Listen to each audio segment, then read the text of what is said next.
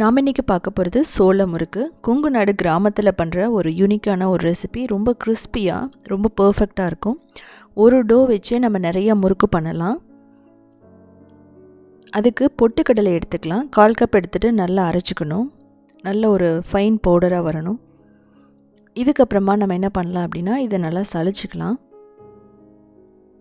So அந்த lumps எல்லாம் இல்லைன்னா, கட்டி இல்லை அப்படிங்கும்போது அந்த முறுக்கு வந்து பார்த்திங்கன்னா நல்லா வரும்.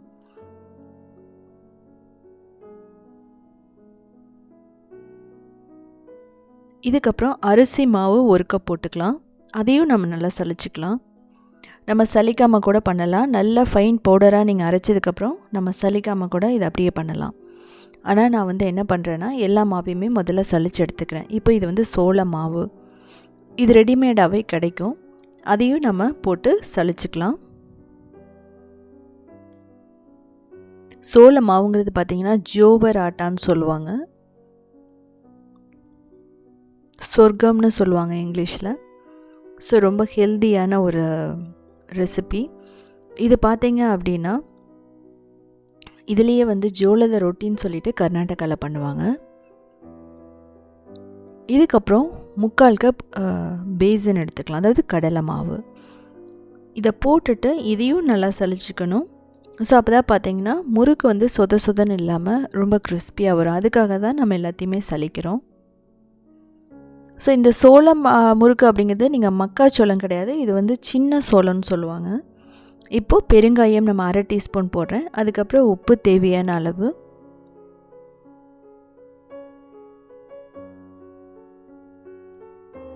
உங்களுக்கு டேஸ்ட்டுக்கு ஏற்ற மாதிரி போட்டுக்கோங்க. நான் நெய் 1 டேபிள் ஸ்பூன் போட்டிருக்கேன். அதுக்கப்புறம் ரெட் சில்லி பவுடர் போட்டிருக்கேன், மிளகாத்தூளும் அதுக்கப்புறம் ஓமம் போட்டிருக்கேன். அதுக்கப்புறம் ஒரு 2 டேபிள் ஸ்பூன் எள்ளு, நீங்கள் ஜீரகம் கூட போட்டுக்கலாம். நெய் வேணாம் அப்படிங்கிறவங்க பட்டர் போட்டுக்கலாம். ஸோ பட்டர் நெய்யை அவாய்ட் பண்ணுறவங்க அதை டோட்டலாகவே விட்டுட்டு நல்ல சூடான எண்ணெய் 2 டேபிள் ஸ்பூன் ஊற்றினாவே போதும். முதல்ல இதெல்லாம் நல்லா கலங்கின மாதிரி கலக்கணும். ஸோ அதனால் நான் முதல்ல தண்ணி ஊற்றாதுக்கு முன்னாடியே நான் உப்பெல்லாம் நல்லா சேர்கிற மாதிரி கலக்கிட்டேன். இதுக்கப்புறமா தண்ணி ஊற்றிட்டு நம்ம கொஞ்சம் கொஞ்சமாக தான் தண்ணி ஊற்றுறோம். நல்ல ஒரு சாஃப்டான டோ மாதிரி கொண்டு வரணும். மாவு வந்து பார்த்திங்கன்னா நல்ல சாஃப்டாக இருக்கணும். அப்போ தான் நம்ம பிழியும் போது ஈஸியாக முறுக்கு பிழிய முடியும். ஸோ நீங்கள் முதல்லையே அதிகமாக தண்ணி ஊற்றிட்டீங்க அப்படின்னா நீங்கள் ஒன்றும் பயப்பட வேணாம். நீங்கள் அரிசி மாவு கொஞ்சம் எக்ஸ்ட்ராவோ இல்லை சோள மாவு இருந்தோ எக்ஸ்ட்ராவோ ஆட் பண்ணிக்கலாம். இல்லைன்னா கொஞ்சம் கொஞ்சம் ஊற்றி பண்ணிங்கன்னா இது மாதிரி கையில் ஒட்டாத மாதிரி நல்ல சாஃப்டாக வந்துடும். ஸோ பாருங்கள், இந்த மாதிரி மாவு இருக்கணும். இதுக்கப்புறம் நான் வந்து 3 வகையான முறுக்கு பண்ண போகிறேன். முதல்ல ஸ்டார் முறுக்கு, அதாவது முள்ளு முறுக்கு பண்ண போகிறேன். முதல்ல வந்து பொடியான முறுக்கு பண்ண போகிறேன். அதுக்கு வந்து முதல்ல முறுக்குக்குள்ளே ஆயில் ஊற்றிட்டு நல்லா வந்து தடவி விட்டுக்கலாம். இது எதுக்காகனா முறுக்கு வந்து ஒட்டாமல் வர்றதுக்காக. ஒரு கையளவு மாவு எடுத்துக்கோங்க, எப்பவும் போல தான்.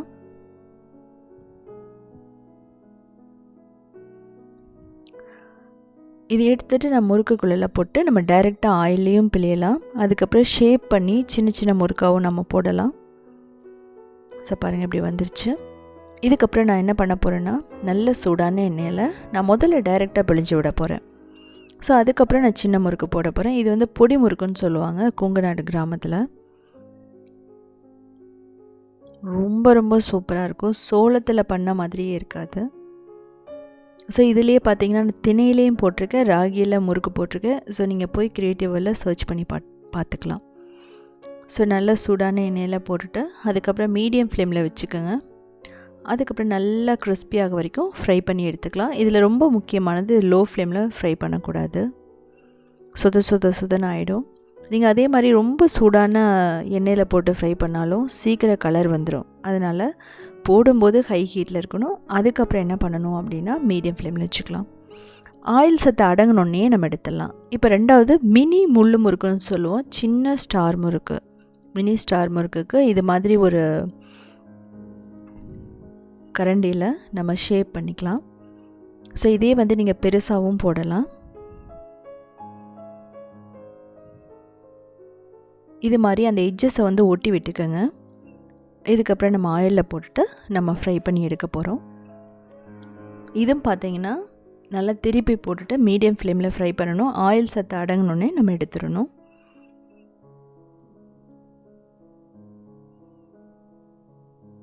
ஸோ ரொம்ப பர்ஃபெக்டான குட்டியான நமக்கு முள்ளு முறுக்கும் ரெடி ஆகிடுச்சு. இப்போ நமக்கு அந்த ஆயில் சத்து அடங்கிடுச்சு. இது வந்து பர்ஃபெக்டான கன்சிஸ்டன்சின்னு சொல்லலாம்.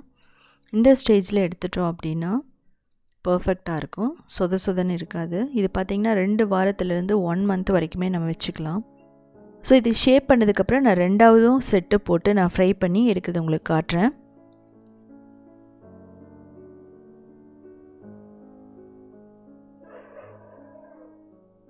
ஆயில் எல்லாம் எதுவுமே குடிக்காது. இப்போது ஃப்ளவர் முறுக்கு மோல்டு எடுத்துக்கலாம்.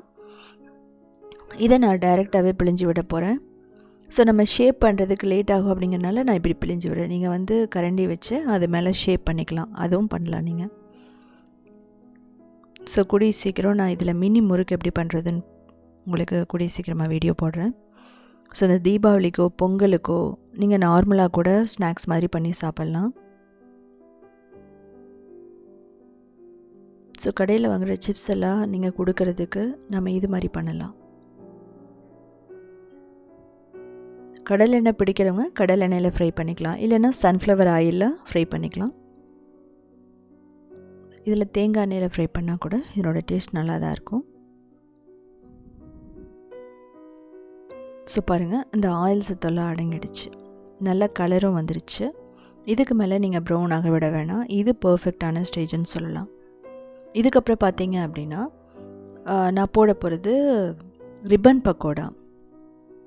ஸோ அது எப்படி பண்ணுறதுன்னு நான் காட்டுறேன். அதுக்கு வந்து நம்ம ரிப்பன் பக்கோடா மோல்டு எடுத்துக்கணும். ஸோ நம்ம ஊற்றின ஆயில் பார்த்திங்கன்னா அப்படியே தான் இருக்குது. ஸோ எதுவுமே இந்த முறுக்கில் போகலை.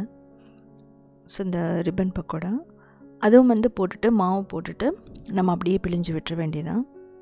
மற்ற முறுக்கெல்லாம் கம்பேர் பண்ணும்போது இது பார்த்திங்கன்னா ரிப்பன் பக்கோடா அப்படிங்கிறது கொங்கு நாட்டில் ஓலை பக்கோடான்னு சொல்லுவாங்க, நாடா பக்கோடான்னு சொல்லுவாங்க. இது சீக்கிரமாகவே வெந்துடும். ஸோ பிழிறதும் பார்த்திங்கன்னா ரொம்ப ஈஸியாக இருக்கும். இது போட்டுட்டு ஒரு நிமிஷத்துக்கு மேலே நீங்கள் திருப்பி விட வேணாம். ஸோ அதுக்கப்புறம் நீங்கள் திருப்பி போட்டு ஃப்ரை பண்ணலாம். இதுவும் அதே மாதிரி ஆயில் சத்து அடங்கணுன்னு எடுத்துடலாம். ஸோ இந்த முறுக்கு எல்லாமே ஆறுனதுக்கப்புறம் ஒரு ஏர்டைட் கண்டெய்னரில் போட்டு வச்சுக்கோங்க. அதுக்கப்புறம் ஒரு 2 வீக்ஸ் வரைக்கும் வச்சுட்டு யூஸ் பண்ணலாம். நீங்கள் பார்த்தீங்கன்னா இதோட ஸ்டெப் பை ஸ்டெப் ஃபோட்டோஸ் அப்படின்னா southindianfoods.inங்கிற எங்களோட வெப்சைட்டில் இருக்கும். நீங்கள் க்ரியேட்டிவ் வேர்ல்டில் போயிட்டு முறுக்குன்னு சர்ச் பண்ணிங்கன்னா நிறைய முறுக்கு ரெசிபிஸ் வந்து நான் போட்டிருக்கேன். ஸோ எல்லாமே ஹெல்த்தியானது. அதுக்கப்புறம் கவுனி அரிசியில் கருப்பு கவுனி அரிசியில் நான் போட்டிருக்கேன். நீங்கள் அந்த முறுக்கையும் போய் சர்ச் பண்ணி பாருங்கள். அதுவும் வந்து பார்த்திங்கன்னா ரொம்ப நல்லாயிருக்கும். கம்பு முறுக்கு அதுவும் நான் போட்டிருக்கேன். ஸோ இதெல்லாமே செஞ்சு பார்த்துட்டு எப்படி இருந்துச்சுன்னு சொல்லிவிட்டு கமெண்ட் பண்ணுங்கள்.